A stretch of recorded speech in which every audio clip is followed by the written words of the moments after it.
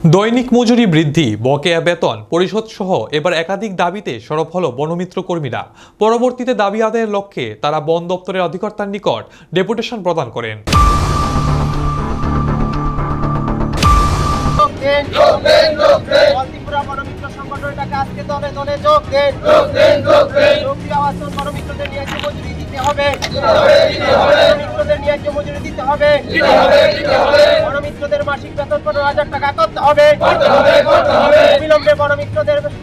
ঋণের এই আন্দোলনের পরিপ্রেক্ষিতে বনমিত্ররা জানিয়েছেন 2021 সালে বন দপ্তরের অধীনে প্রায় 600 জন বনমিত্র কর্মী নিয়োগ করা হয়েছিল। চুক্তির ভিত্তিতে হয়েছিল এই নিয়োগ।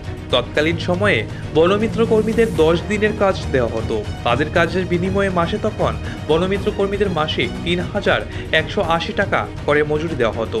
পরবর্তী সময়ে তাদের চাকুরির মেয়াদ 20 দিন করা হয়েছে। এখন তারা মাসে 4,840 টাকা করে পান। এই ন্যূনতম বেতনই এখন তাদের সংসার চালাতে হচ্ছে। বনমিত্র কর্মীদের অভিযোগ, নিত্য প্রয়োজনীয় দ্রব্যসহ সমস্ত সামগ্রীর মূল্য অস্বাভাবিক হারে বৃদ্ধি পেয়েছে, কিন্তু বনমিত্র কর্মীদের মাসে দেওয়া হচ্ছে মাত্র 4,840 টাকা। এই টাকা দিয়ে কোনো মানুষই সংসার চালাতে পারবেন না। তাই বনমিত্র কর্মীদের প্রত্যেকের পরিবারে অভাব অনটন দিন দিন বাড়ছে। এর আগেও তাদের বেতন ভাতা বৃদ্ধি করার দাবি জানানো হয়েছে, সেখানে শুধু মিলেছে আশ্বাস, কিন্তু তাদের দাবি মানা হয়নি এখনো পর্যন্ত। ফলে আর্থিক দিক দিয়ে সমস্যায় পড়তে হচ্ছে প্রত্যেক বনকর্মীদের। তাই এরই বিরুদ্ধে সরব হয়েছে তারা। তাদের দাবি দৈনিক মজুরি বৃদ্ধি করতে হবে। এই ক্ষেত্রে প্রত্যেক বনকর্মীর ন্যূনতম বেতন 15,000 টাকা করার দাবি জানিয়েছেন তারা। তাদের দাবি পূরণ করা না হলে আগামী দিনে বৃহত্তর আন্দোলন সামিল হবেন বলে হুঁশিয়ারি দিয়েছেন এই দিন আন্দোলনকারীরা। আজকে আমরা এসেছি বনমিত্র থেকে বনমিত্র পোস্টে।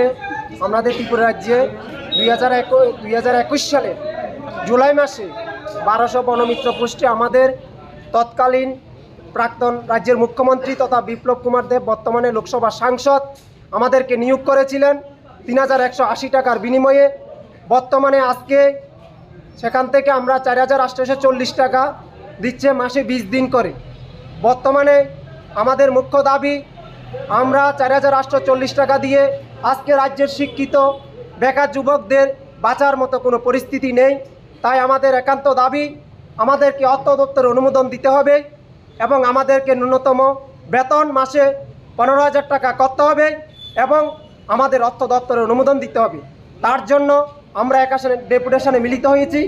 আমরা আরও অনেকবার, আরও 4-5 বার আমরা পিসিসিএফ স্যারের কাছে এসেছি, কিন্তু আমাদেরকে উনি আশ্বাস দিয়েছিলেন আমাদেরকে বেতন বাড়িয়ে দেওয়া হবে এবং আমাদের 30 দিন করা হবে, কিন্তু এখন পর্যন্ত আমাদের কোনো শুরু হয় নাই।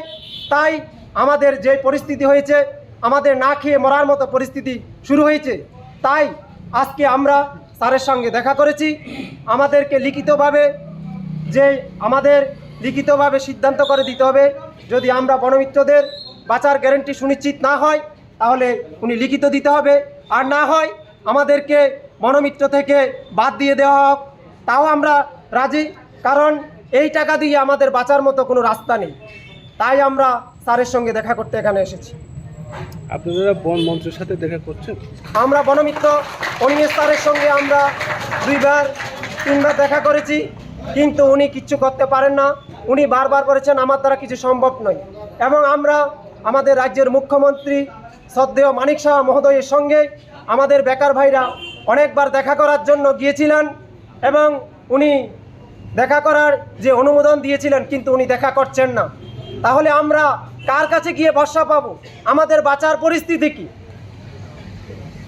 এই হলো আমাদের অবস্থা। আজকে আমরা বারবার শিক্ষিত বেকার যুবকরা, বিএ পাস এমএ পাস ছেলেরা বারবার আমরা একবার পিসিসিএফ স্যারের অফিসে বারবার আসছি, কিন্তু আমাদের কোনো সুরা হচ্ছে না। তাই আজকে উনি যেন আমাদেরকে একটা বাঁচার সুরাস্তা, যে আমরা কীভাবে বাঁচতে পারবো, আমাদের ভবিষ্যতে যে বাঁচার একটা গ্যারান্টি, সেটা যেন উনি উপদেশ দেন। এখানে যতক্ষণ পর্যন্ত উনি আমাদের কোনো একটা পরামর্শ দেবেন না, আমরা এখান থেকে যাব না। আমরা এই সিদ্ধান্ত এবং এই প্রতিজ্ঞা নিয়ে এখানে এসেছি।